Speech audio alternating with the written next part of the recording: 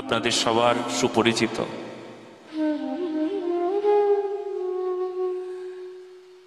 কৃষ্ণদাস গোস্বামী শ্রী শ্রী রাধাকুণ্ডের এত সেবা করে, এত সেবা করে, এত সেবা করে, তার নামে বদনাম করে। হ্যাঁ, যে খাওয়াইলো না ঠিক মতো, আমি আজকে খাই নাই, না খেয়ে আইলাম। হাজার হাজার ভক্তির জন্য সে ঘুমানোর সময় পর্যন্ত পায় না গো।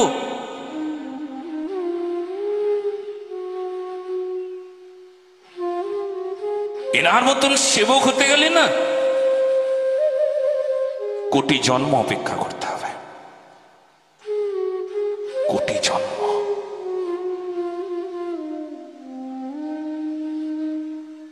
আপনাদের কাছে অনুরোধ রইল, একজন সাধুকে বদনাম না করে তার যে সেবা ভাব একবার দেখুন। লজ্জাও তো থাকা উচিত, একটু লজ্জাও পাওয়া উচিত। সাধুর নামে তুমি বদনাম করছো, খেতে দিল না? হ্যাঁ, কি মানুষ নাকি?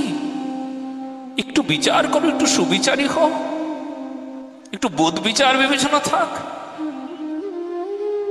আজকের থেকে সকলের কাছে অনুরোধ রইল, কোন সাধু সন্তের নামে তুমি যে মিথ্যা বদনাম করো, তুমি খাও নাই, হাজার হাজার লোকের ভিড়ে তুমি সঠিক সময়ে পৌঁছাও নাই, তুমি আহার করতে পারো নাই, হাজার হাজার লোকের ব্যবস্থা, ওরে বাপরে কি ব্যবস্থা, কি ব্যবস্থা, কে কোথায় থাকবে না থাকবে, কে কাকে কোথায় কোন জায়গায় কেমন করে তাদেরকে পরিক্রমা করাবেন, তাদেরকে দর্শন করাবেন, তাদের জন্য যে এত ব্যবস্থা নিয়ে যে মানুষটা এত পরিশ্রম করলো, তার এই ফল তুমি দিলে।